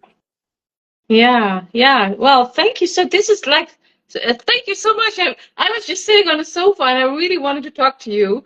And I was sitting into the friends of my children, and all of a sudden I hear my name and think, oh my goodness, I need to go to the bathroom. Well, thank you so much. I'm really, really happy Hey, about this. Very grateful. for the rest of do the upper reset on our website. Go do that. That will clear up the rest of it. And it was anger, resentment, and control that you were trying to release. Yeah.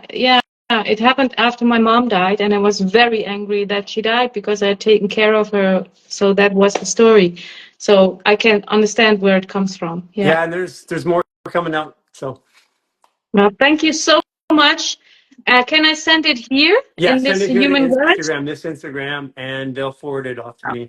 Just say you're on the Okay. live. I'm sending this to Gary. I'll give you some information specifically on it, and then I'll introduce you to a group of. Yeah, and I will introduce you to my people when you come here. You have a lovely bed and breakfast with my friend. Well, anyway, everything's good. Thank you so much. Bye Take care. bye. Nice meeting you. Bye Bye. bye.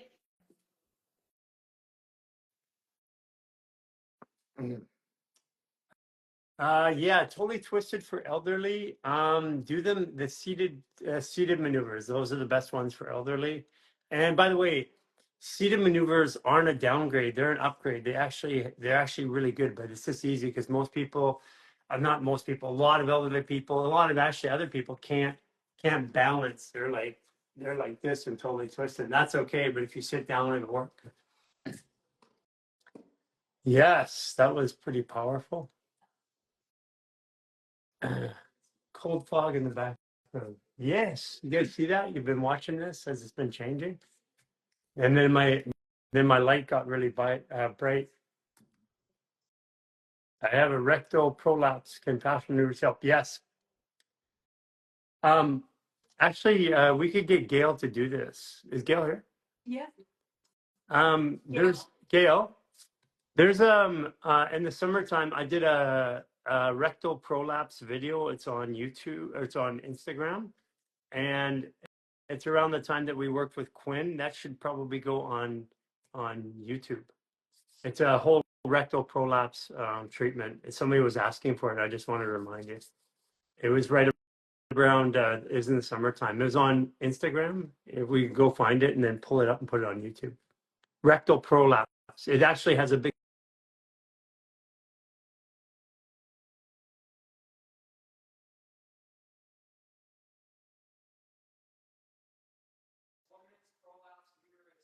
Okay.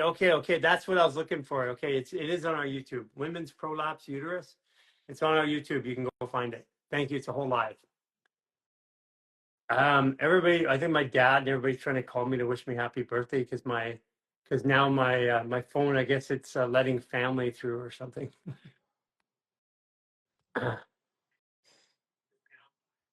Alcavila, Florida. Hey, how's it going?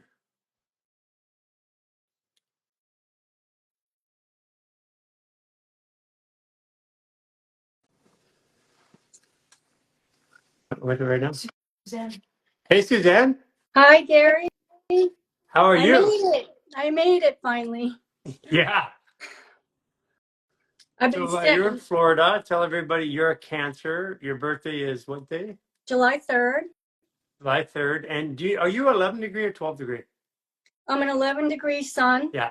My moon is 21 Aries. Oh, your moon is 21 Aries. I'm at 21 Aries in my rising. And my rising is 12-degree Virgo. Oh, yeah. You're basically me with a little bit of Cancer. Yeah, a little bit of picky. So, tell you're in the Lifestyle Artist Program. You came to the retreat in Costa Rica, and you really got a retreat. I sure did. I'm still fighting it. I don't know what's going on.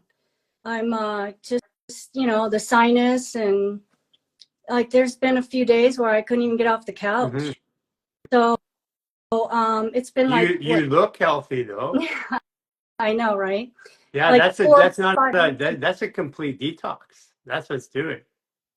Yeah, and so about a week ago, I started getting like burning in my hands underneath, like really itchy, and then now I have like some bumps. They're kind of hard to see, but it's like very painful. Yeah. My skin hasn't like blistered or anything like that, and I was starting to get it in my toes, like Lungs in the and same sinus. area.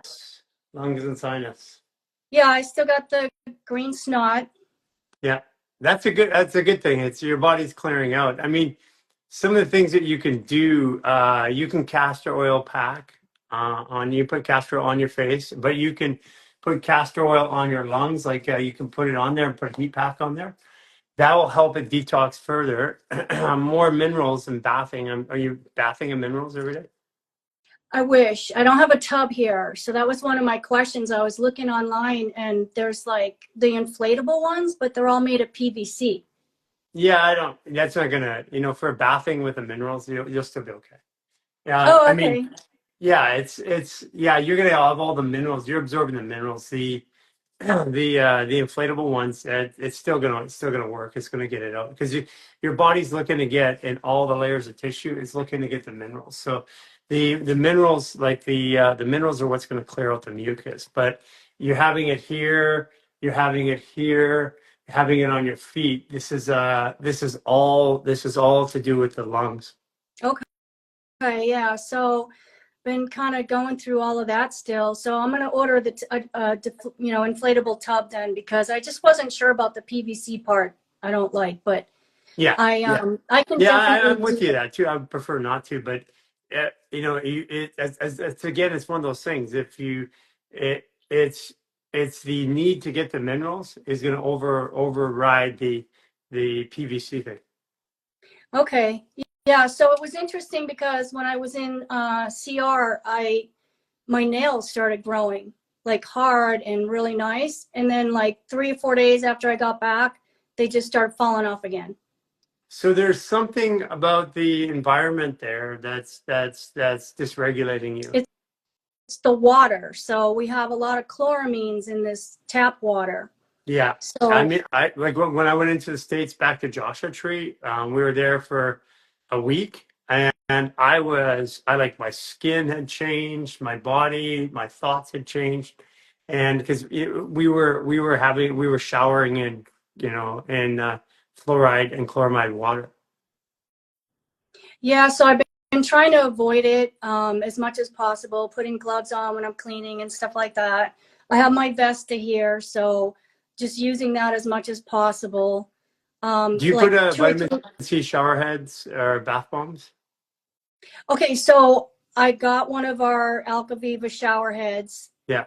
And it's still testing for chlorine and chlorama. I don't know what's going on. It's not clearing of it. I'm not sure about that.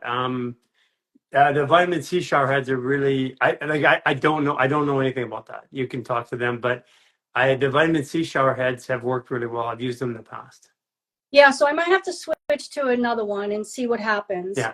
But the tap water here is horrible. So I've just been like 2 to 3 minute shower. Like I'm just totally trying to avoid all of that. Now I do have the tablets to clear bath water. Yeah.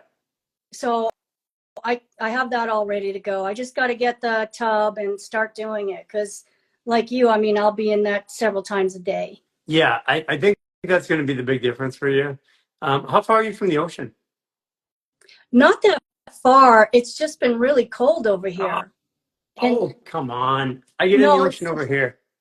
Well, and the tide is really like, it's really rough. So Okay. we're not in a bay or anything like that. So just, day to day, sometimes it's like really, really windy and Yeah, I get it.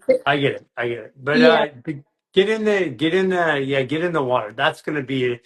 But the fact that when you're in Costa Rica, your nails start growing right away within a week, it just means that your body is really, really dealing with something environmental there. Yeah, so I don't know if it's the air as well. We don't have the air on right now because it's been pretty chilly. So been trying to keep the air off Air as makes much- a difference.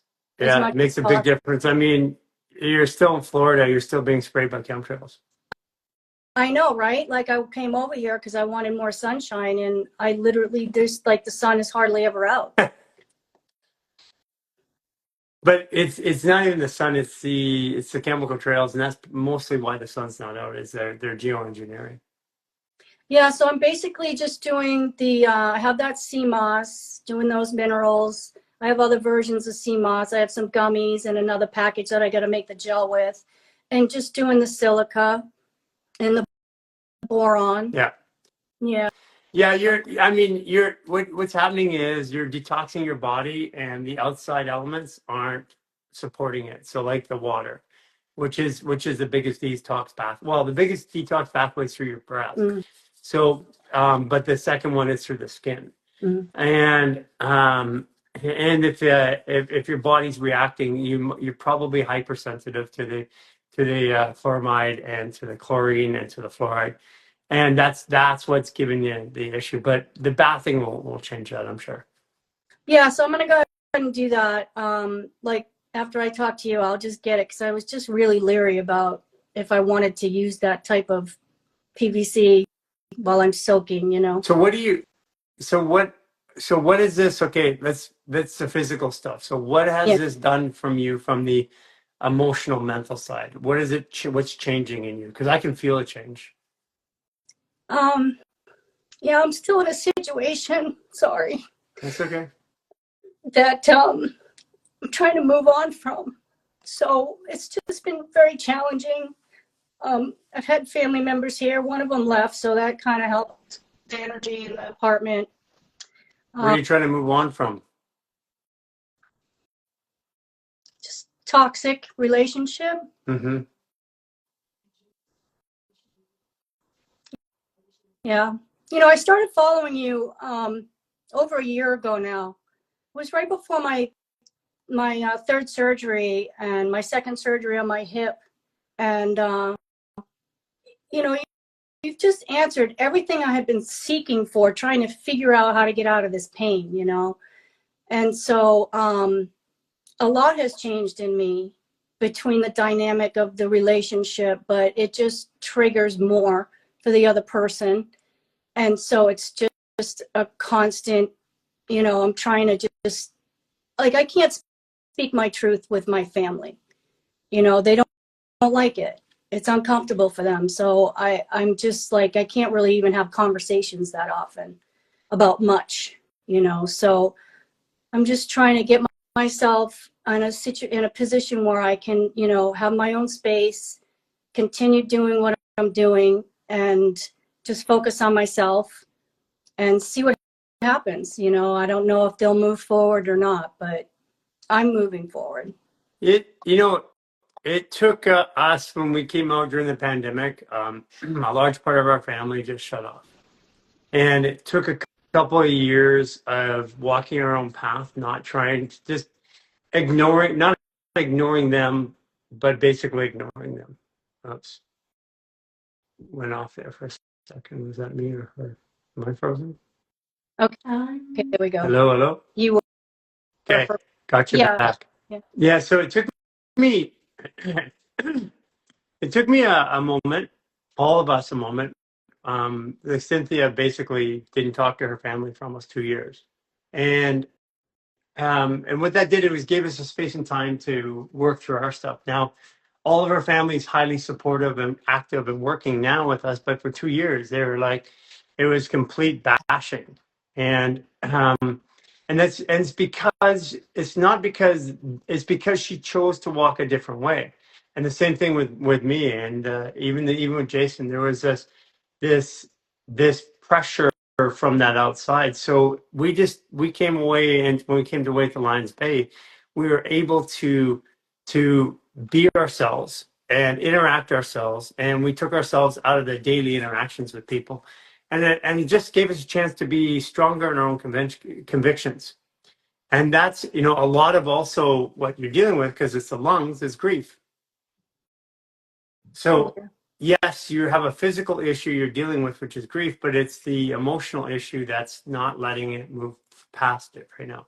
Yeah. And the hips are moving past. They're doing so much better. Yeah, and hips are about moving forward. So you're moving forward in your life, and now you're getting rid of the grief that you've been storing for a long time, though, which puts you in that spot. Yeah, it's pretty intense. Yeah, I can feel it. Yeah. But getting back to Costa Rica, I showed up first day, and I actually did a urine therapy that next morning, I think it was. Yeah. And I don't know what happened, but I was down and out the rest of the time. It triggered the healing mechanism. Yeah. So I got some time towards the end, to be around just the pool area, right? I didn't get to like really go on any of the hikes and any of the other classes and stuff like that. But while I was in the bed, I could really feel a lot of energy coming for me. And I was expecting one of my roomies to come in and say, oh, well, we had a minute for you. And we all kind of, and nobody said any of that. And I was like, oh, interesting. It just was happening. Like every day I was just feeling it. I don't know what was going on. I don't know what class was. I don't know where anybody was really at any time, but I did feel it. And the one thing that I did get out of it was the whole narrative of, the script and talking about, the details of the minutia and the conversations and the stuff, the dynamics that have been going on.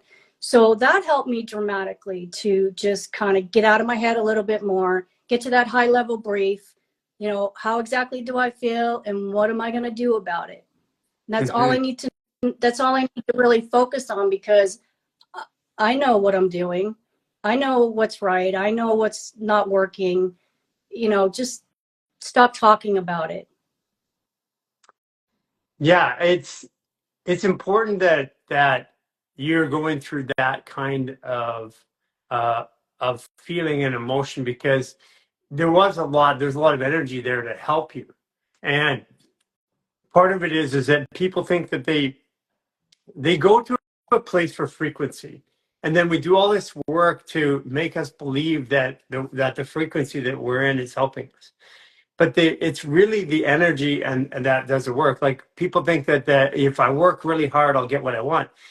If I put it in my mind and we manifest everything in this world, but we were taught that we had to work to get it. But things that just show up, but if I don't believe it, I can't bring it in. And we were taught that we have to physically do the work in order to get what we want. But I've been learning over the last, several years in particular, that that's not exactly true. Yeah, I definitely can resonate with that a lot. Yeah, I've learned a lot in the last year, just trying to get myself out of the physical ailments that I had. Between, the 2 hip surgeries, I ripped my Achilles tendon on the other foot, so I had that surgery.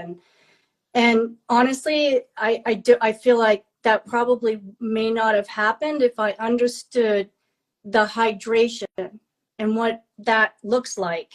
I didn't know about, the minerals.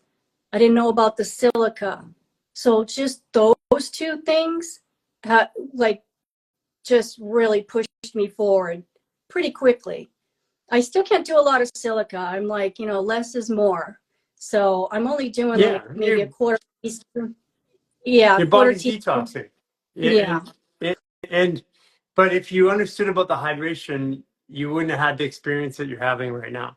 I agree. So that's part of it, is that you had to go through the pain of holding all these emotions. Now you're going and letting them go. It's really obvious what your issue is. You're a Cancer.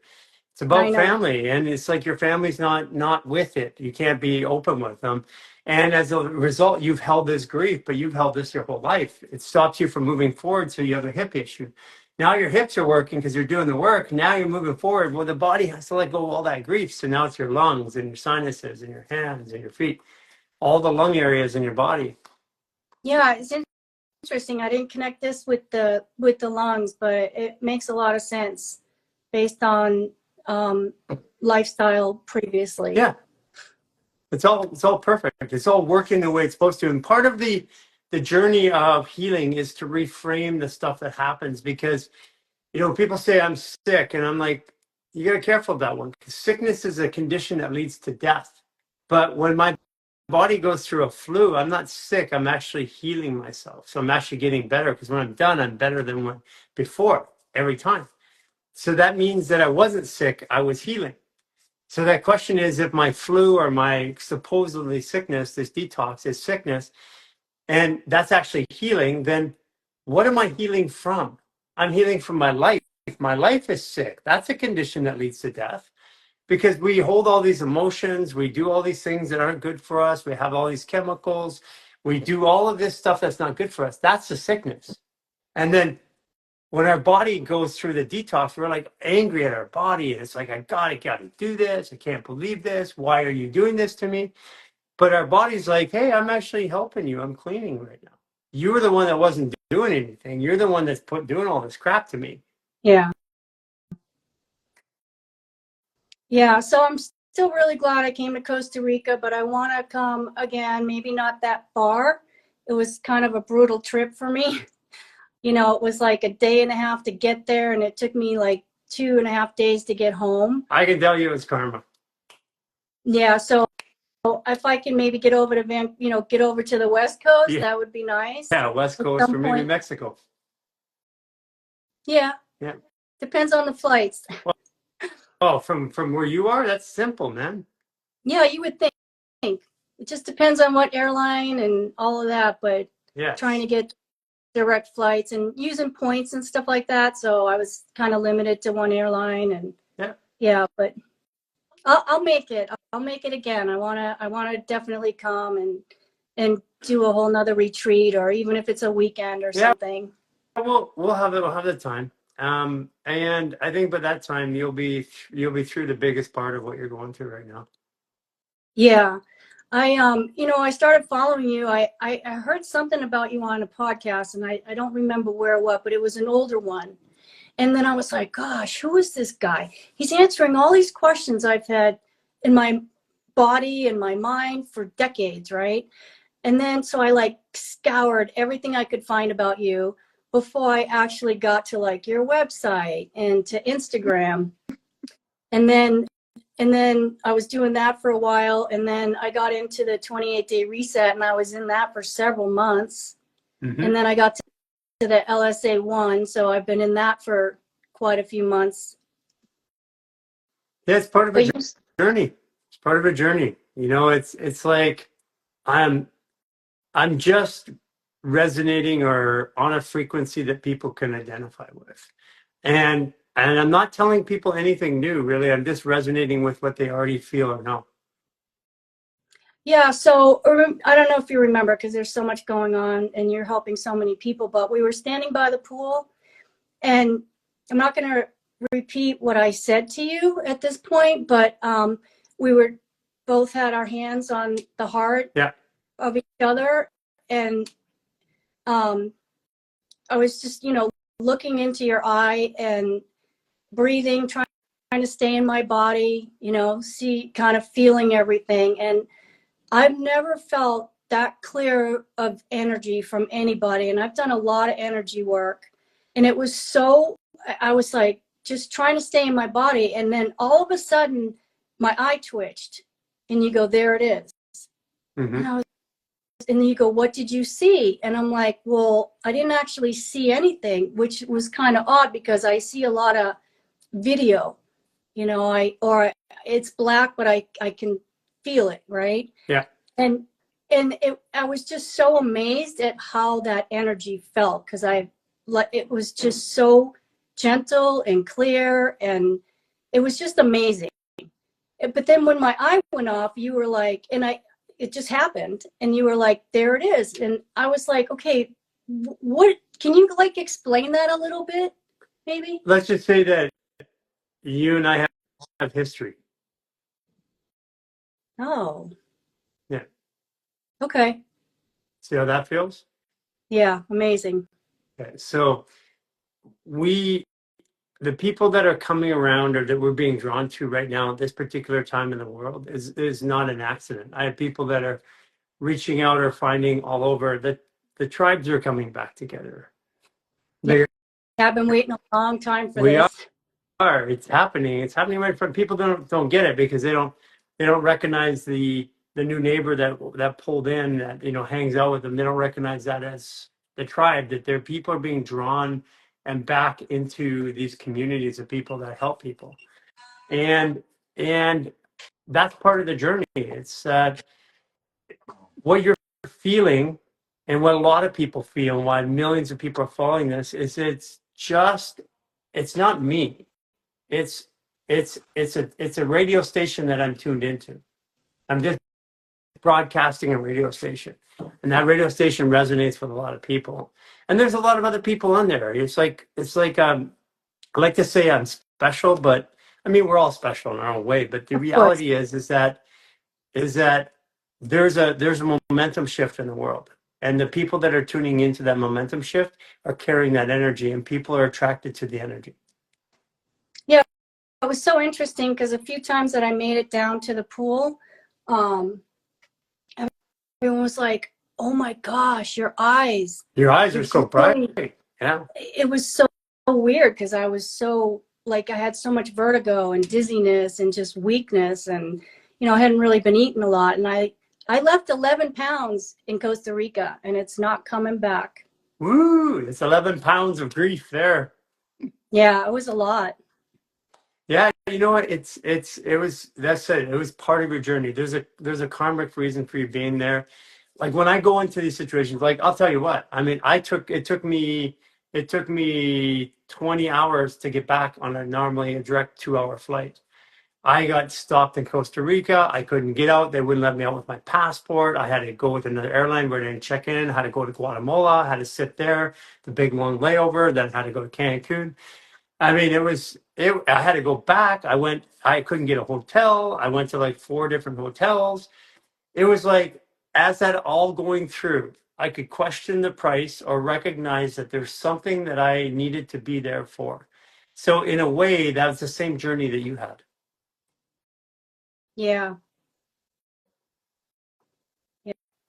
Yeah. Interesting. Yeah. Yeah. Yeah. That was a rough trip. By the time I got back here, I was like 2 nights in hotels on my way back, and So it's not to, so it's like a pilgrimage. It's to not question the journey. It's like at some point you're gonna go, that was the best thing that ever happened to me. You know, you just don't see it right now. Like when I was sitting at 17 months in solitary confinement, at the time I wrote a thing. There's 1,000 reasons why this is good for me, because I knew enough to know that that in order to make this something, I need to find the best in it. And the mastery is to find the best in every situation, irrespective of what it is. Because at some point in your life, you're going to look back and go, that was a turning point. And the faster I can do it, if it takes me 30 years, it's still okay. But if it takes me a year, it's great. If it takes me a month, it's great. But if I can sit in it and go, okay, where's the golden nugget here? And even if I don't see it, I'm looking for it. oh yeah, I've had a lot of those. I mean, the fact that I'm still on the planet right now is just, crazy to think all the stuff that I've been through, and I'm still here. Then everything else is okay. Yeah. And it's reminding myself of those things, because I've gone through a lot. I mean, even in this journey here, the health part of this last part, I've gone through immeasurable things in my body over the last 4 years that I can't explain, and scary at times. And like, because it's like I'm going somewhere where no one has ever gone that I know. I can't find a reference. I'm not saying that no one's ever done it. I'm saying I have no place to reference this. I have no one to look at and say, is what I'm about to do, or what am I doing, is it okay? And that sometimes, well, for a long time was scary. Now I know it's all good. I know everything that I'm doing. I know that what I'm doing and what I'm going through, even with like my current, like with my teeth, when I found out the other day why, I got the reason why it's happening. Now I know why it's happening. I'm like, oh, I was not going to get the fix. My body wasn't going to produce the end result of the fix until I understood the lesson, because the lesson connected me to my parents, my upbringing, my my inability to express the inappropriate relationships that I had with my caregivers. Oh, wow. But I needed to go through that. And it was funny because for whatever reason, I didn't look at the metaphysical reason. It was an old book. And then when I got it, I'm like, oh, and I had 4 other things happen right when I saw it, just to make sure. I had 4 things that could have happened at the same time that I got the information, just to make sure that I'm paying attention. Yeah. So when shit seems to pile on, that's usually when all this stuff happens, like, whoa, what are the chances? How is that happening? That's usually the time where in some other reality, I'm trying to get my attention. Like in Interstellar, the movie, when they're poking the books off the shelf. That's me poking the book off the shelf so I'll see it, so I can pay attention to it. Yeah, I mean, just being more in tune with my body and what's going on. Like, if I hadn't have found you and all this information and started all this stuff, I would probably not be walking that great right now. I mean, I still have days where the front of my thigh will just seize up, and it's because I'm a little dehydrated. Yeah, it's also because you're trying to express and work on following your desires. Yeah, it's been really interesting because I'll start drinking some water, having some silica and stuff, and it'll go away. Yeah. But before you and all this information, I mean, I couldn't figure out why my physical body was failing me. It was so frustrating, and I was doing the same thing, getting mad. Just trying to get your attention. That's all. Yeah, what's happening? Yeah, and drinking more water. Our bodies are literally trying to communicate with us, and we've been trained not to listen to them. We've been trained that this is our consciousness. This is a way to view our consciousness, which is out here. Yeah, I try to work with people and I can just feel it, like they're just numb, you know, and I don't really know how to, like I give them a little bit of information and I'm, you know, trying to see if they can absorb it, if they, you know, if their pain is so great that they're willing to make a change, and then they don't start swimming towards me. So I'm like, okay, maybe someday through me or somebody else, you know. It's coming. You're on the right track. I Yeah. think that I think you're going to see a big change here come up pretty quickly. It's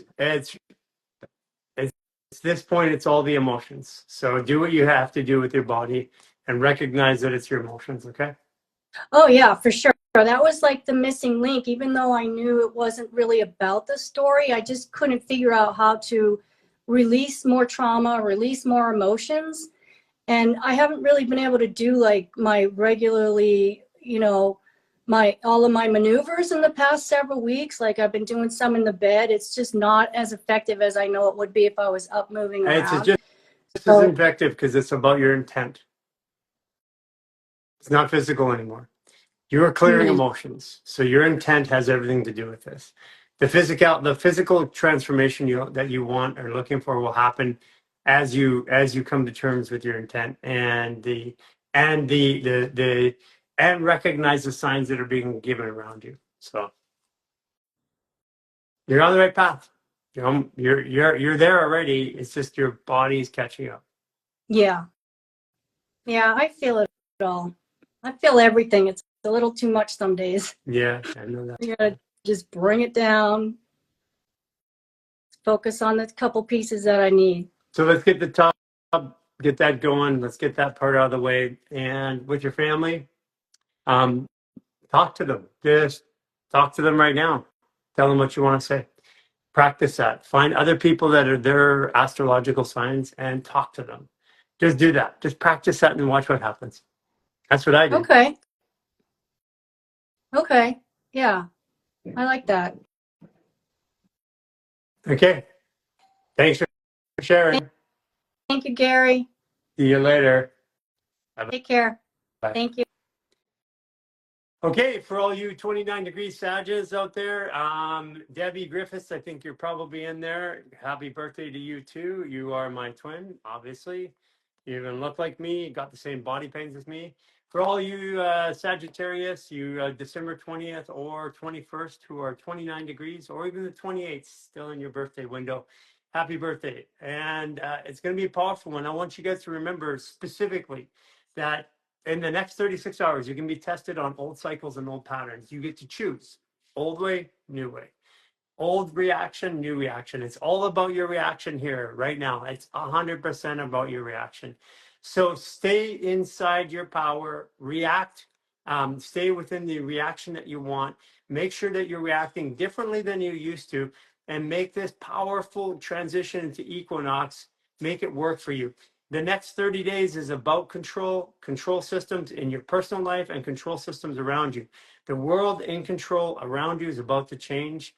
Buckle up, buttercup. Take care, everybody. See you later.